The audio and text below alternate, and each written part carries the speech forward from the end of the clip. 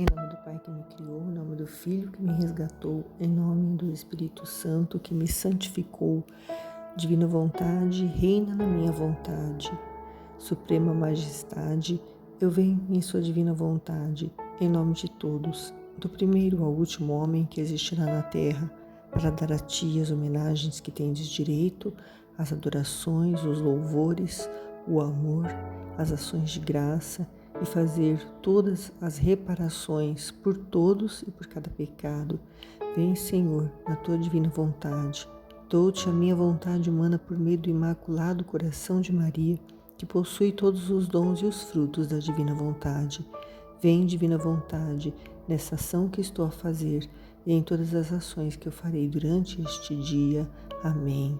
Vinde, Espírito Santo, vinde por meio da poderosa intercessão do Imaculado Coração de Maria, vossa amadíssima esposa e nossa mãe. Amém. Meditação do Livro do Céu, volume 3, escrito por Luísa Picarreta, no dia 1º de novembro de 1899. Purificação da Igreja. As almas vítimas são o seu sustento. Luísa escreveu neste dia: encontrando-me no meu estado habitual, encontrei-me fora de mim mesma, dentro de uma igreja, e ali estava um sacerdote que celebrava o divino sacrifício. E enquanto isso fazia, chorava amargamente e dizia: a coluna da minha igreja não tem onde apoiar-se. Luísa fez o giro da alma, que quando a alma dela saía do seu corpo e ela ia para lugares onde Jesus a levava. E neste dia levou dentro de uma igreja e mostrou que o sacerdote, ao celebrar a missa, chorava e dizia que a coluna da igreja não tem onde apoiar-se. E Jesus, e ela continua ainda dizendo, no momento em que dizia isso, viu uma coluna cujo cume tocava o céu, e abaixo desta coluna estavam sacerdotes, bispos, cardeais e todas as outras dignidades que sustentavam essas colunas. Mas, com minha surpresa, ao olhar vi que destas pessoas que eram muito fraco, quem era meio acabado, quem era doente, quem era cheio de lama. Escassíssimos era o número daqueles que se encontravam em estado de sustentá-la, assim que esta pobre coluna, tantas eram as sacudidas que recebia por baixo que cambaleava sem poder estar firme. Até acima desta coluna estava o Santo Padre, que com corrente de ouro e com raios que despedia de toda a sua pessoa, fazia quanto mais podia para sustentá-la, para acorrentar e iluminar as pessoas que moravam na parte baixa. Embora alguma escapasse para ter mais oportunidade de degradar-se e enlamear-se, e não só a estas pessoas, mas que tratava de atar e iluminar a todo o mundo. Nessa visão que Luísa teve, onde Jesus levou a alma dela, ela viu uma coluna que tocava o céu, e na parte de baixo dessa coluna estavam os sacerdotes, os bispos, os cardeais, e as outras dignidades que sustentavam essa coluna. Mas, ao olhar para essas pessoas, ela viam que umas eram muito fracas, outras eram doentes, outras eram cheias de lama, pessoas sujas, mesmo estando ali no meio santo, elas tinham se envolvido com coisas que as tornavam impuras, sujas de pecados, e que era escasso o número daqueles que se encontravam em condições de sustentar essa coluna.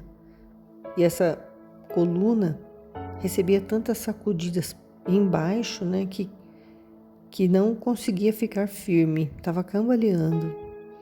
E em cima dessa coluna estava o Santo Padre, que nós não sabemos qual Papa que é.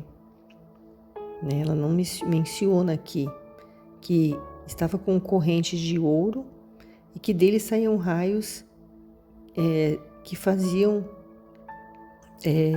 que essa coluna ficasse sendo sustentada.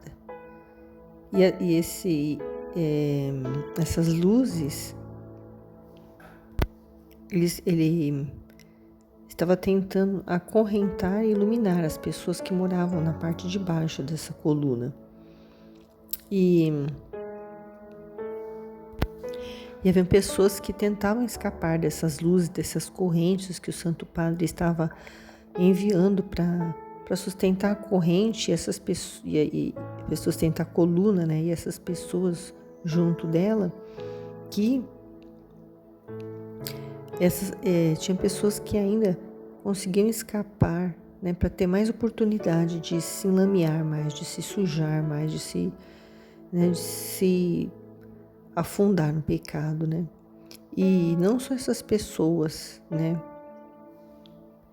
Que o Papa tentava iluminar, mas ele estava tentando iluminar todo mundo.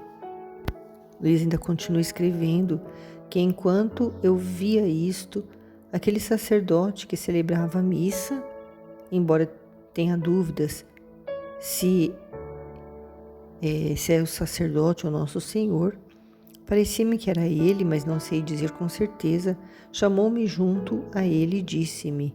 Então, a Luísa, ela viu um sacerdote, mas ela não tinha certeza se era um sacerdote mesmo, ou se era Jesus, né?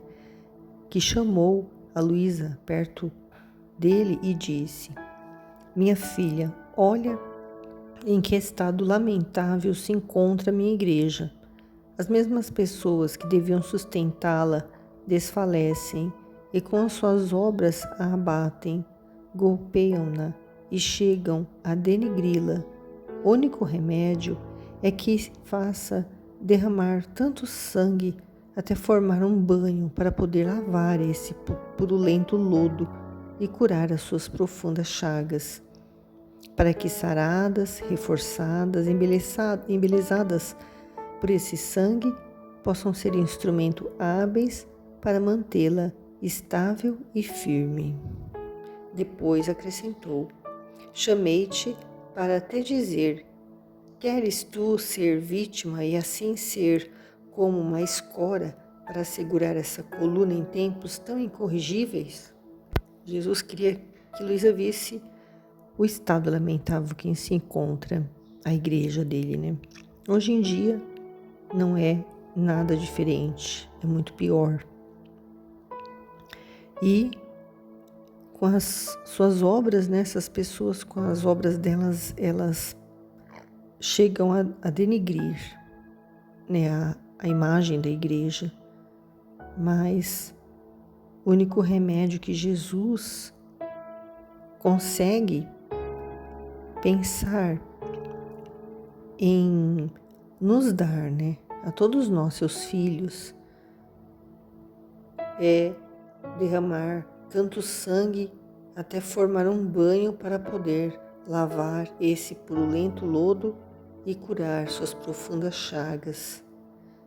Então ele quer, com o sangue dele, nos banhar, nos lavar de todo esse purulento lodo, de todo esse pecado que a humanidade tem, né, se enlameado, se afundado cada vez mais por tanta ingratidão, por tanta ofensa, por tanto desprezo a ele, as leis dele, as ordens dele, né, fazendo tudo uma verdadeira bagunça, fazendo o que querem e como querem, sem nem pensar na existência dele.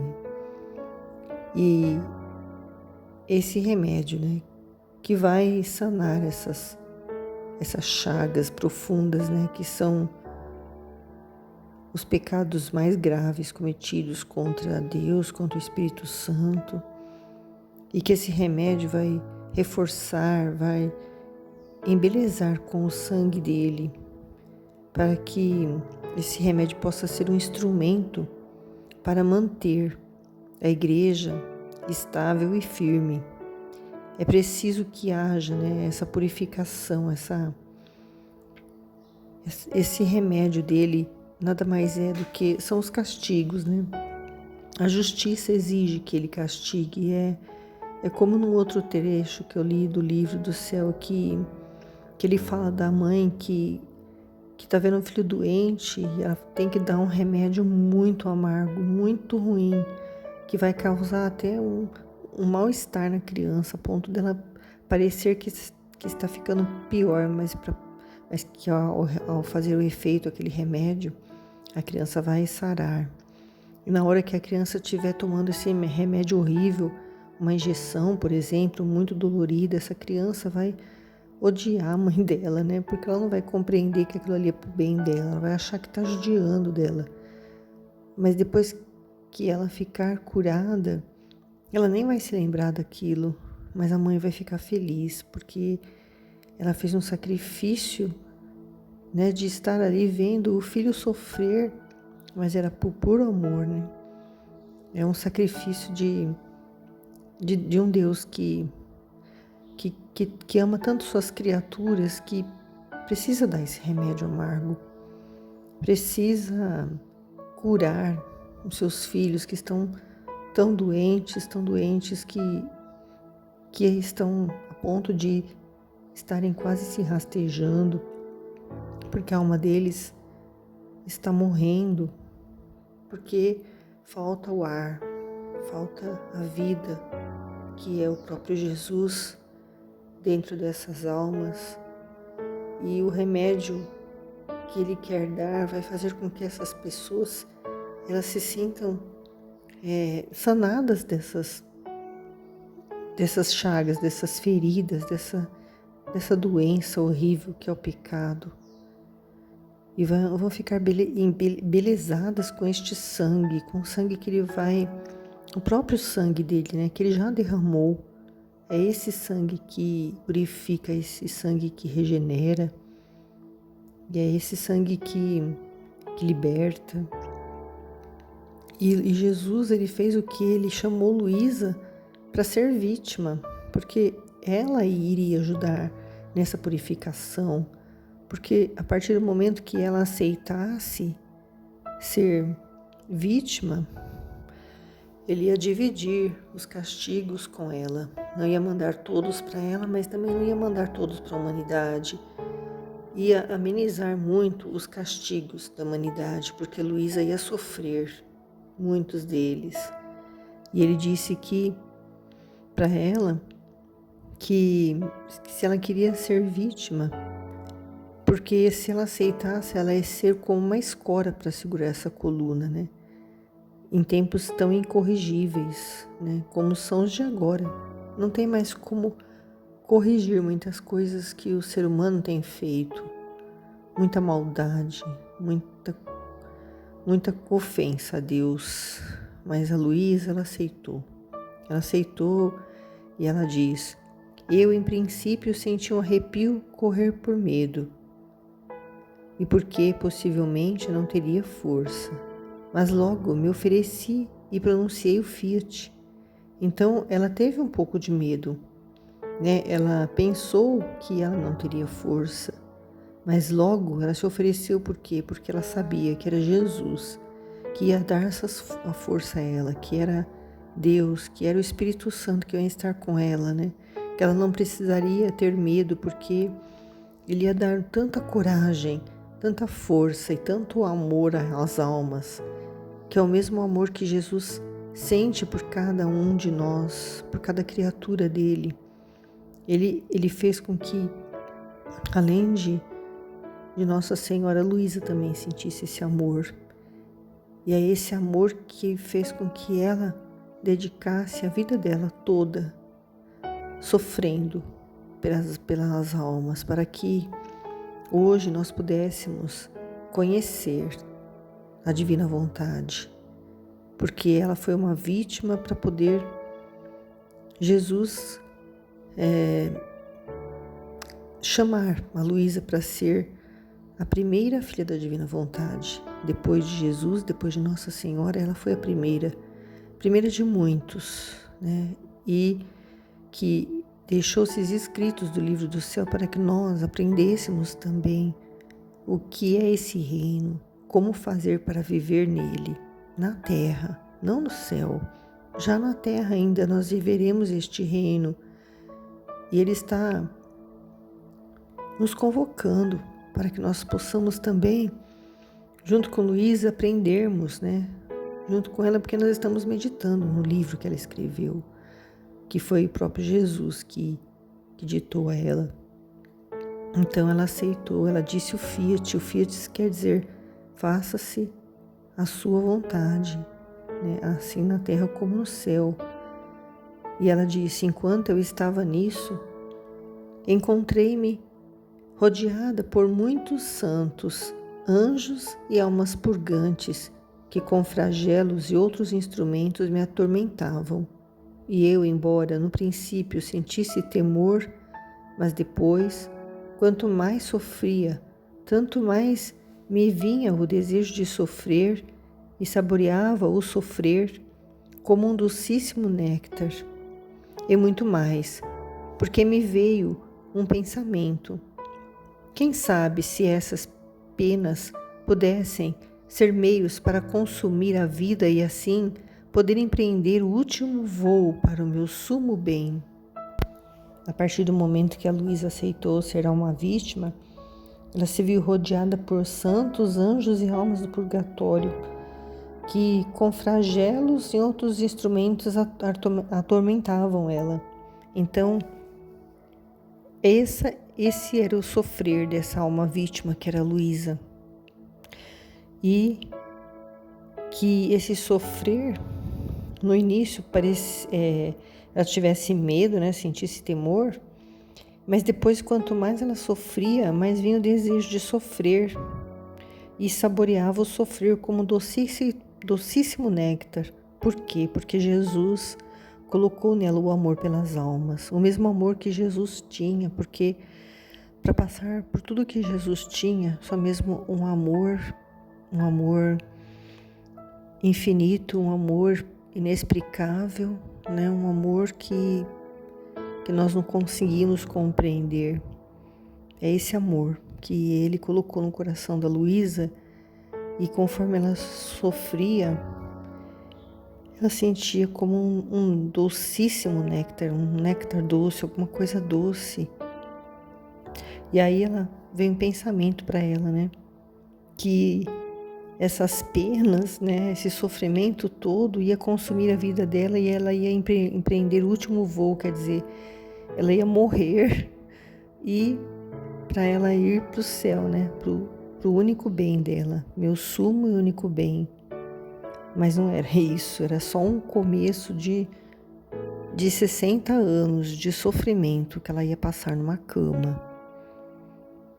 Mas sempre, né, muitas vezes à frente ela sentiu esse desejo de morrer, né, mas não porque ela não queria mais ser uma vítima, mas porque ela queria estar logo com Jesus, né, com o sumo único bem dela. Mas ela disse, ó Deus, que pena que esta frágil carne me impeça de unir-me com o meu bem eterno, né, a carne ainda ela estava viva, né? Ela ainda não podia se unir, né? A alma dela não podia se unir com o eterno bem, né? Que é Jesus, que ela sempre tinha essa proximidade, esse relacionamento, né? Ela disse, depois disso, vi o massacre sangrento que se fazia daquelas pessoas que estavam debaixo da coluna. Que horrível catástrofe!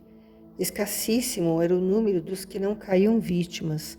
Chegavam a tal atrevimento que tentavam matar o Santo Padre, mas depois parecia que aquele sangue derramado, aquelas sangrentas vítimas destroçadas eram meios para fazer fortes aqueles que ficavam, de modo que sustentavam a coluna sem fazê-la balançar mais. Oh, que dias felizes! Depois disso despontava dias de triunfo e de paz. A face da terra parecia renovada, a coluna adquiria seu primeiro brilho e esplendor. Ó dias felizes, de longe eu vos saúdo, pois tanta glória dareis à Igreja e tanta honra a Deus que é a sua cabeça. Jesus ainda mostrou para ela um massacre sangrento, né, que ia acontecer com aquelas pessoas que estavam embaixo da coluna, aquelas pessoas que estavam naquela lama, naquele lodo do pecado, né? E que era muito pouco o número de pessoas que não caíam vítimas, né? Que não morriam naquela catástrofe, né? E elas chegavam ao ponto de querer matar o Santo Padre, de tanto ódio, de tanto horror às coisas de Deus que essas pessoas sentiam. Mas ela viu que depois de todo aquele sangue derramado, né, aquelas pessoas que morreram lutando, assim, aquelas pessoas que foram, né, destroçadas, assim, elas foram vítimas também, né, elas foram mártires e elas serviam para fazer com que as outras pessoas ficassem fortes e sustentassem a coluna para que ela não balançasse mais. Então essas pessoas, elas conseguiram, né, o triunfo, né? O triunfo do reino da divina vontade. Elas lutaram, né? Lutaram para e não se entregaram, né? À maldade, ao ódio, ao pecado. Elas conseguiram ficar firmes em Deus. E a Luísa viu que eram dias felizes depois de todo esse massacre, de todo esse horror que a igreja passou, né? E despontavam dias de triunfo e de paz, que é o reino da divina vontade. A face da terra parecia renovada e realmente vai ficar renovada. E a coluna, que é a igreja, vai voltar a brilhar. Ela disse que ela estava saudando de longe esses dias felizes, porque ele ainda vai chegar. E ela vai dar tanta glória a Deus, e ela está dando hoje em dia lá no céu. Quer dizer, ainda não, né? Esse dia ainda vai chegar, né? O dia em que o reino da divina vontade vai ser estabelecido na terra como no céu, para a honra e glória de Deus, que é a cabeça da igreja. Amém, Fiat.